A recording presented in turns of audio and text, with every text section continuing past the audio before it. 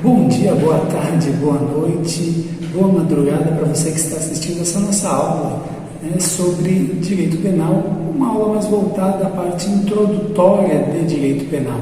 Hoje a gente vai falar um pouquinho em relação ao objeto do direito penal, os caracteres do direito penal, um pouquinho sobre norma penal em branco e analogia. Provavelmente em alguns momentos vai surgir um quadrinho aí no canto da tela, mostrando para vocês algumas coisas que a gente vai estar falando no decorrer dessa videoaula. Então, o primeiro ponto que a gente precisa saber é em relação ao objeto do direito penal. Qual que é o objeto do direito penal? O direito penal ele somente pode dirigir os seus comandos legais, mandando ou proibindo que se faça algo ao homem, né? Então, o direito penal ele serve justamente para o homem, para o ser humano. E somente este é capaz de executar as suas ações com consciência do fim. Muito se discute, inclusive, por exemplo, a possibilidade da responsabilidade jurídica, penal da pessoa jurídica. Só que atualmente, hoje, o nosso direito penal ele não prevê essa possibilidade. A gente tem outras linhas do direito penal, por exemplo, a parte de direito penal relacionada a crimes no meio ambiente, a parte mais relacionada a crimes contra a economia pública, então que existe a possibilidade de sanções à pessoa jurídica. Mas o objeto principal do direito penal é justamente isso, comandos legais mandando ou proibindo que se faça alguma coisa relacionada ao homem. Então o direito penal ele vai se lastrear aqui na vontade da conduta humana, ou seja, na capacidade do homem para um querer final. E é desse modo, então, que a gente costuma dizer que o direito penal ele acaba se limitando às atividades humanas.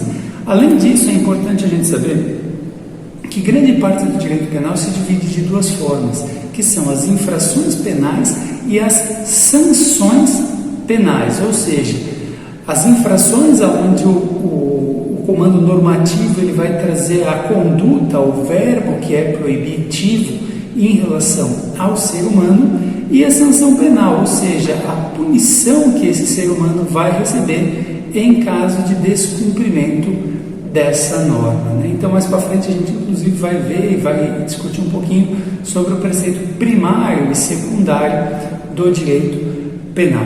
Além disso, a gente precisa entender os caracteres do direito penal. Então, o que é importante a gente saber aqui? O direito penal ele tem como base regular as relações dos indivíduos em sociedade e a relação dos indivíduos com a própria sociedade. Então, os bens protegidos ao direito penal eles não interessam ao indivíduo, mas sim eles vão interessar de forma exclusiva à coletividade como um todo. E é justamente o que o direito penal ele busca proteger a sociedade, a relação na sociedade. Então essa relação existente entre o autor de um crime e a vítima, ela normalmente vai ficar no direito penal de uma forma secundária, não é que ela não existe, ela existe, mas ela fica de uma forma secundária, uma vez que a vítima ela não tem o direito de punir, como existia antigamente na fase da vingança privada, a possibilidade de você retribuir a vingança, o mal pelo mal. E o Estado, então, ele detém o que a gente chama de jus puniendi, ou seja, o direito de punir. Justamente por quê? Porque ele vai ter essa exclusividade do punir, de poder exercer uma punição, inclusive nas ações penais que são consideradas ações penais privadas, Inclusive nestas, quem vai exercer o direito de punir, quem vai exercer a pena é justamente o Estado.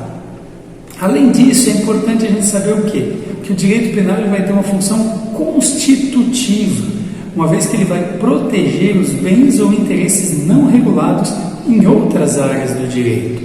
Tem também a função criadora, pois ele vai se preocupar com a gênese do crime. Por quê? Pois ele se importa com o campo puramente normativo, com as causas do fenômeno criminal. Além disso, o direito penal vai ter um caráter finalista. Por quê? Porque ele vai visar a proteção dos bens jurídicos fundamentais.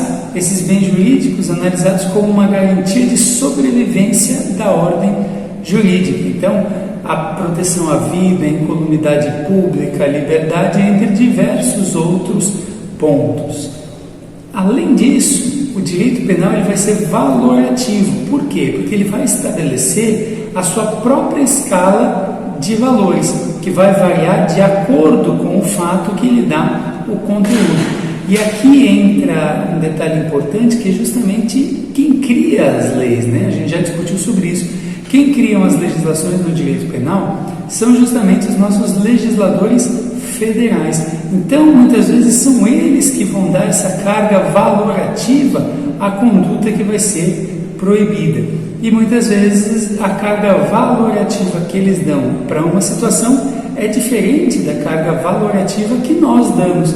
E justamente por isso, às vezes, causam alguns problemas relacionados justamente a o que proteger e por que proteger. Outro ponto importante é que o direito penal ele tem o que a gente chama de um fim sancionador, né? Por quê? Porque ele vai proteger a ordem jurídica combinando sanções, estabelecendo sanções. Aí é que vem alguns detalhes importantes. Por quê? Porque o direito penal ele acaba sendo exclusivo, né? Ele é dotado de exclusividade. Somente o direito penal, através de lei, que vai poder definir as infrações e combinar as sanções, né? Estabelecer qual vai ser o crime, qual vai ser a contravenção e qual vai ser as penas ou medidas de segurança a serem impostas por aquele agente infrator. Além disso, a gente tem que saber que o direito penal é dotado do que a gente chama de imperatividade. O que é isso? Ela é imposta a todas, independente da vontade de cada um. Muita gente diz, a lei serve só para alguns. Na verdade, a lei ela serve para todos. A diferença justamente é as possibilidades de defesa que cada um acaba podendo ter dentro de um processo penal. Além disso, ela é geral, né? Ou seja, ela é dotada de generalidade. O que é isso? Todos devem acatar a lei penal, inclusive os inimputáveis, ou seja, os inimputáveis eles respondem à lei penal. A diferença é que eles não vão receber uma sanção, mas também vão ter que respeitar a legislação penal, porque em caso de descumprimento, o que vai acontecer? Eles vão receber o que a gente chama de uma medida de segurança. Além disso, é importante a gente saber que a lei penal ela é dotada do que a gente chama de impessoalidade. O que é isso? Ela vai se dirigir a fatos abstratos, né, futuros, e não a determinadas pessoas. Ou seja, eu não posso fazer uma lei penal dizendo assim, vai se punir o fulano por isso. Não, ela é geral, ela é para todas as pessoas que venham a cometer um determinado fato delituoso. Além disso, é importante a gente saber que o direito penal ele é dotado do que a gente chama de ultima ratio. O que é essa última ratio? A última ratio é justamente que o direito penal ele deveria ser utilizado como última ferramenta, né, da última forma. Então, tu tenta utilizar o direito civil, o direito previdenciário, tributário, todas as formas de direito. Em caso de impossibilidade, então é que a gente vai utilizar o direito penal. O único problema é que o direito penal, ao invés de ser utilizado ultimamente como última opção, ele é utilizado como primeira opção, muitas vezes pelo Estado, que tenta fazer com que o direito penal acabe sendo utilizado de uma forma constante, o que faz que cause um prejuízo ao processo penal por um todo, porque acaba criminalizando condutas que deveriam ser fruto de determinações civis, né, de punições talvez civis e não punições penais, né? Muitas vezes vale mais a pena você dar uma multa, estabelecer uma punição ali, uma indenização para uma vítima, do que se preocupar em relação ao direito penal, ter que abranger todas essas possibilidades. Por isso que a gente costuma dizer que o direito penal, né, ultimamente ele tem usado do que Alexandre Moraes da Rosa muito bem chama de penazil, né? Ou seja, tenta se utilizar o direito penal como um remédio para todos os problemas de uma sociedade, quando na verdade a gente deveria pensar em mais políticas públicas que pudessem, né, facilitar essa situação. Além disso, né, a gente tem essa tabelinha que vai aparecer aqui no canto da tela, que é justamente uma ideia, né, de como o direito penal ele tem sido utilizado e como muitas vezes os valores que são atribuídos pelo legislador são talvez diferentes dos valores que a sociedade esperava como um todo. Essa tabela, ela é de Jólio, né, um livro de Jólio, que já está um pouquinho defasada, mas ela serve só para que a gente dê uma olhadinha em como ela atua, né? Então, assim, por exemplo, a gente tem o furto, apropriação, furto simples, apropriação indébita e receptação simples, que tem uma pena de 1 a 4 anos, que é a mesma pena de um sequestro, né? Que vai lidar com a liberdade individual do ser humano. O estelionato, uma pena de 1 a 5 anos, que é a mesma pena de uma lesão corporal grave, né? Aquela que vai, inclusive, te causar incapacidades, né? E te impossibilitar do trabalho, por exemplo, por mais de 30 dias. A gente também tem um furto qualificado, que pode ser caracterizado, por exemplo, em 2 ou mais pessoas, arrombamento, por você pular um muro, por exemplo, pode transformar em furto qualificado. E ele vai ter a mesma pena do que? De uma lesão corporal gravíssima, que vai, às vezes, te tirar uma capacidade para o resto da vida. De uma tortura simples, né, que é equiparada a crime hediondo, então penas de 2 a 8 anos. E também a gente tem a receptação qualificada, que ela vai ter uma pena de 3 a 8 anos e que ela tinha a mesma pena do tráfico de pessoa para fins de exploração sexual, remoção de órgãos, que agora, né, não existe mais o crime específico que foi retirado e colocado junto com o crime de tráfico de pessoas em geral, né, que são para diversas situações. Então, justamente o direito penal, ele tem se utilizado como primeiro ratio, né, a primeira opção, e ao invés de ele ser aquela situação onde os valores realmente necessários para o convívio da sociedade que vão ser protegidos, a gente acaba transformando ele de uma forma genérica e as liberdades individuais, a saúde, né, de outrem acaba sendo diminuída em detrimento, muitas vezes, da proteção aos bens.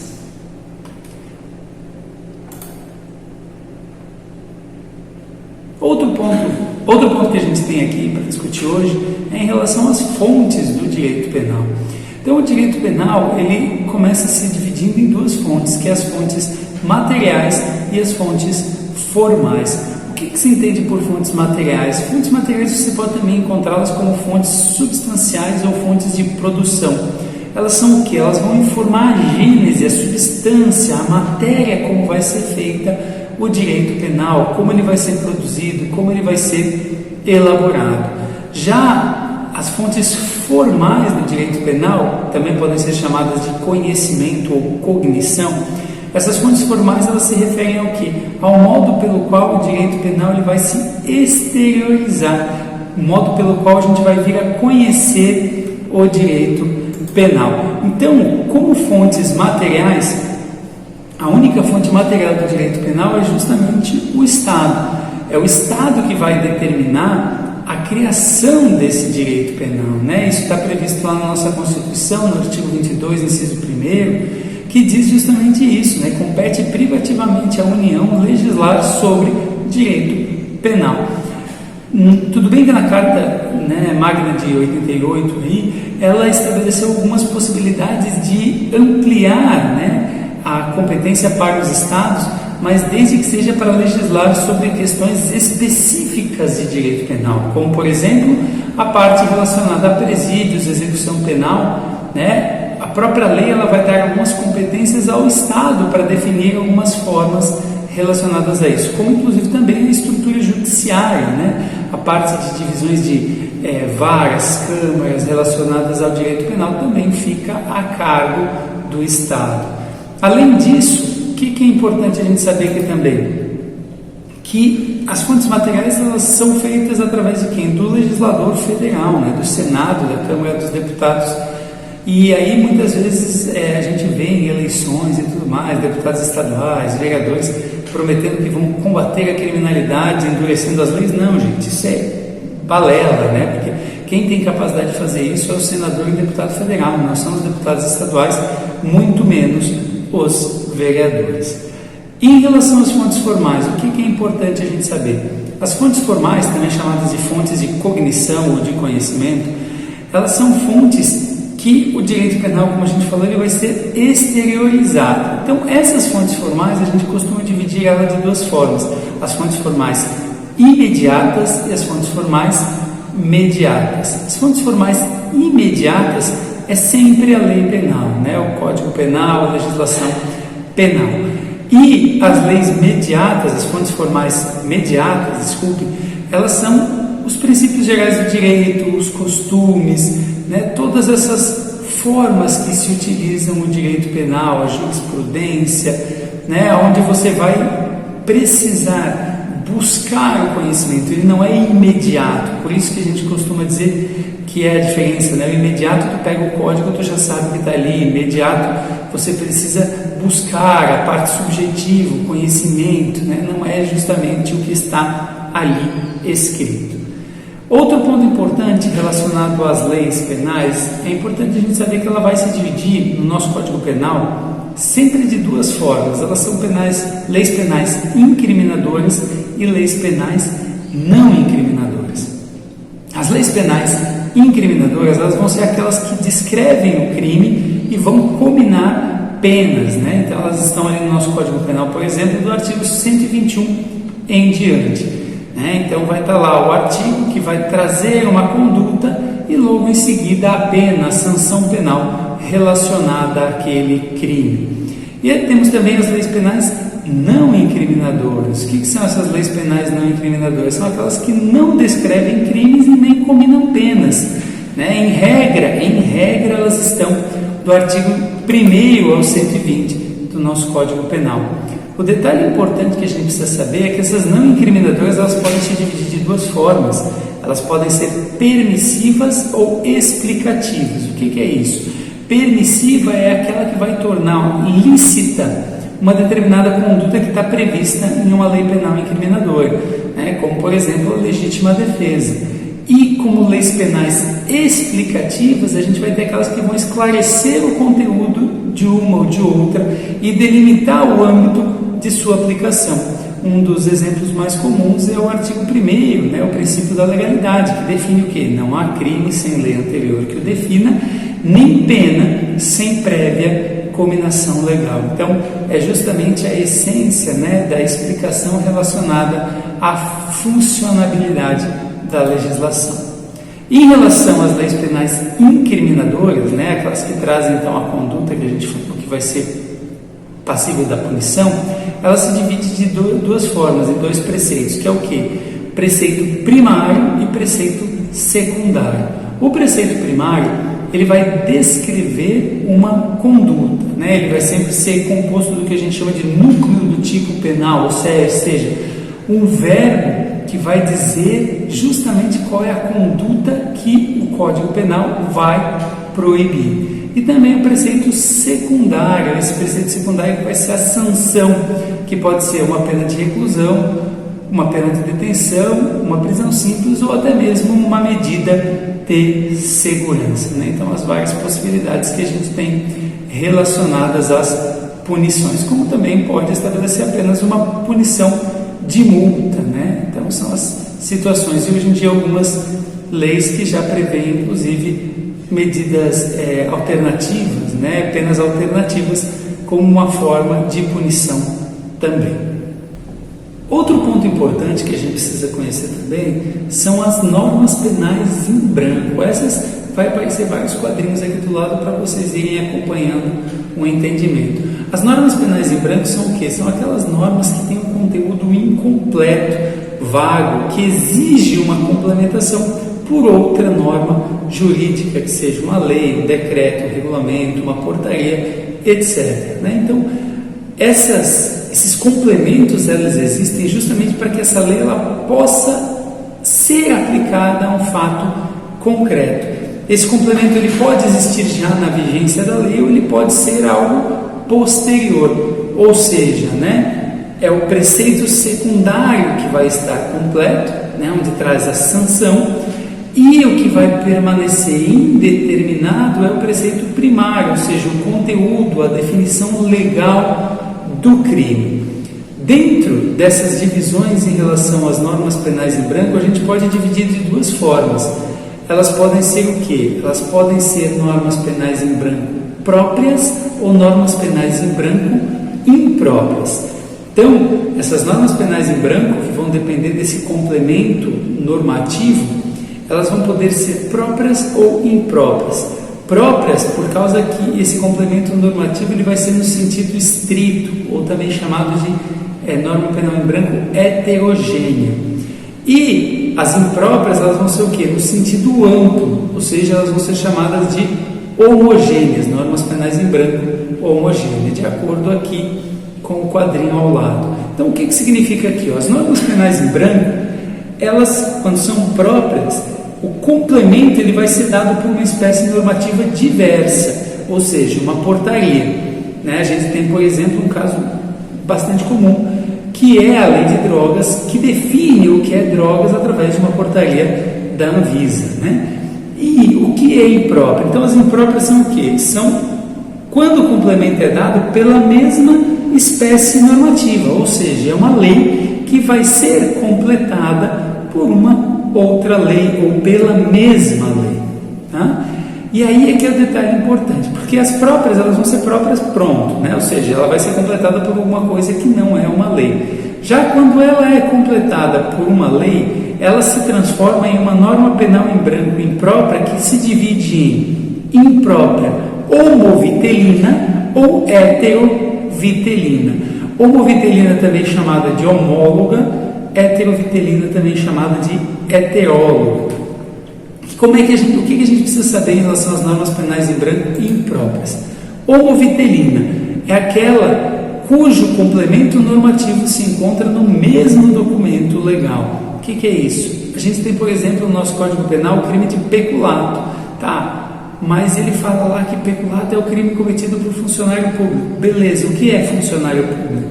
Então, o nosso próprio Código Penal, no artigo 327, se preocupou em trazer o que vai ser o conceito de funcionário público para a aplicação da legislação penal. Então, apesar de ele trazer a expressão funcionário público sem explicar lá no artigo 312, quando ele fala do peculato, lá no 327 ele traz essa explicação descrevendo então o que seria o funcionário público. E além disso, a gente tem a heterovitelina, que é o quê? A heterovitelina é aquela cujo complemento normativo ela vai estar em um documento legal diverso, ou seja, é uma lei que vai buscar o seu complemento em outra lei. Então a gente tem, por exemplo, o crime de ocultação de impedimento para o casamento. Beleza, no artigo 236 do Código Penal. Mas quais são as causas impeditivas em relação a esse casamento? Então, essas causas impeditivas você vai ter que buscar lá no Código Civil, porque não existe essa previsão dentro do nosso Código Penal. Então, lá no Código Civil ele vai trazer as causas impeditivas relacionadas ao casamento. E por fim a gente tem aí a analogia dentro do direito penal, Então, a analogia no direito penal, é importante o primeiro ponto a gente saber que a analogia no direito penal, ela é considerada uma integração do sistema jurídico e não um meio de interpretação. Tem muita gente que diz que a analogia é um meio de interpretação. Não, ela é um meio de integração do sistema jurídico. Ou seja, quando que a gente vai aplicar a analogia? Quando o texto de lei é obscuro, é incerto, e a gente vai ter que buscar um sentido para descobrir ou esclarecer aquela aplicação. Então, tu vai buscar o quê? Tu vai buscar a analogia para tentar regular uma ausência de lei, aplicar ela diretamente a uma determinada hipótese.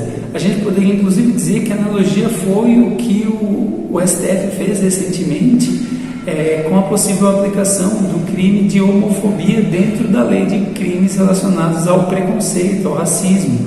Então não existia essa previsão e o STF acabou utilizando de analogia para aplicar essa punição, o que não seria correto juridicamente, não estou dizendo socialmente, então não crucifiquem nesse sentido, estou dizendo justamente juridicamente, porque primeiro que o STF não é responsável por criar leis, é nosso legislativo, mesmo que moroso, é dele a responsabilidade, e segundo porque essa aplicação de analogia ela é considerada proibida no direito penal, né? Então a gente não pode utilizar da analogia no direito penal.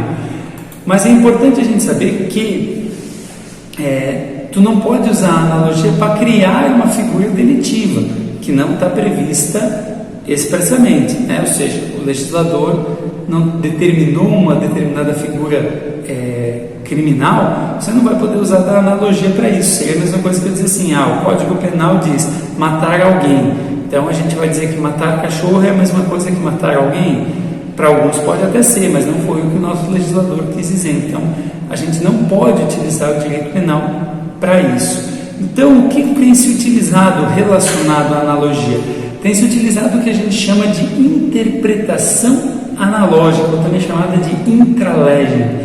O que é isso? É quando uma cláusula genérica, quando algo que a gente tem no nosso Código Penal, tu vai entender ele de uma maneira que vai acabar compreendendo casos análogos. Ou seja, uma bastante comum que muita gente discute é o nosso Código Penal, né, no artigo 121, parágrafo 2º, inciso 4º, que ele traz justamente o quê? A pena de homicídio qualificado, que está lá, traição, de emboscada, ou mediante dissimulação ou outro recurso que dificulte ou torne impossível a defesa do ofendido. Aqui acabou abrindo para o legislador uma forma de interpretação, né, o que muitos chamam também de tipo aberto, mas é uma forma de interpretação porque ficou de forma subjetiva ao julgador entender quando se aplica ou quando não se aplica. Só que o detalhe importante que a gente precisa saber aqui é que a interpretação analógica ela deve ser utilizada in bonam parte, ou seja, a analogia ela deve ser benéfica ao agente.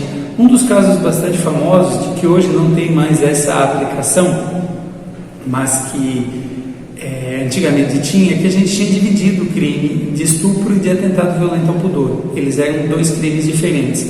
E o nosso Código Penal ele só permitiu o aborto, por exemplo, para o crime de estupro e não permitiu o aborto para o crime de atentado violento ao pudor.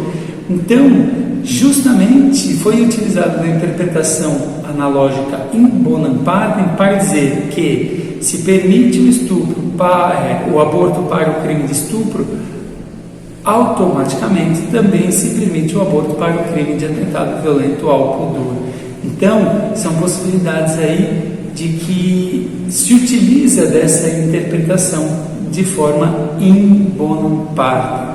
Já a analogia ou interpretação analógica in malum parte, ela seria o que? A aplicação de uma norma que define um ilícito penal, uma sanção ou consagre uma qualificadora, uma causa especial de aumento de pena ou até mesmo um agravante. Há uma hipótese que não está ali contemplada. Então é justamente uma das discussões se caberia ou não caberia essa interpretação analógica. Em algumas jurisprudências a gente tem visto essa aplicação, mas que a doutrina entende que não seria passível de aplicação. Ainda para a gente finalizar a aula de hoje, é importante a gente entender um pouquinho relacionado ao nosso conceito de criminologia, né, que é o fruto dessa disciplina. A gente já navegou um pouquinho aí pela criação, pela história da criminologia, né, fomos até lá estudar um pouquinho de Lombroso, Ferri, Garofalo, né, então vamos entender um pouquinho esse conceito relacionado à criminologia. Criminologia ela vem da palavra do latim crimino, que significa crime, e logos, do grego logos, que significa estudo. Então seria o que? O estudo do crime. E como a gente já viu, né, muito do crime sempre se direcionava às pessoas de baixa renda, as pessoas pobres ou imigrantes, né, que vinham de outros países para a Europa. Então, hoje em dia a gente está dizendo que a criminologia ela não vai mais se ocupar apenas do estudo do crime, mas sim ela vai ter por objetivo examinar, analisar todas as circunstâncias que permeiam esse evento, tais como o próprio criminoso e a vítima, através de uma visão subjetiva, procurando entender, procurando saber ali o contexto social, econômico, entre diversos outros contextos em que estão inseridos os envolvidos. Então, as razões que permeiam a prática do crime, os fatores que envolvem a criminalidade, as políticas públicas adotadas nas regiões onde aconteceu aquele determinado crime. Então, a gente costuma dizer que a criminologia ela é o quê? Uma ciência empírica, que vai fazer o quê? Conforme Stefano e Gonçalves trazem, com base em dados e demonstrações fáticas, busca uma explicação causal do delito, como obra de uma pessoa determinada.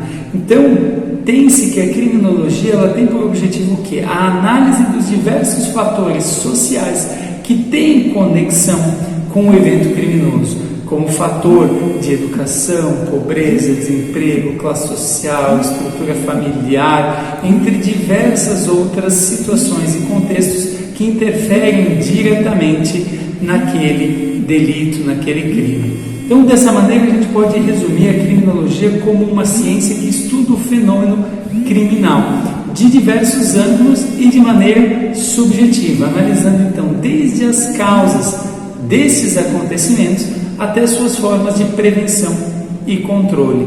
Maio e Prado, eles ainda dizem que a criminologia não tem a última palavra, mas ela pode orientar cientificamente as decisões, podendo contribuir inclusive com a política criminal e com a prevenção e controle dos delitos. Então a criminologia ela é formada normalmente por 4 vertentes, que é o quê? O delito, o crime, o delinquente, a vítima e o controle social, que vão ser utilizados justamente para esse fim.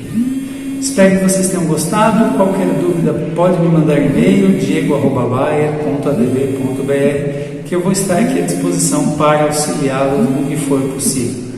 Bons estudos, lembre de estudar em casa, para evitar essa transmissão desse vírus. Obrigado.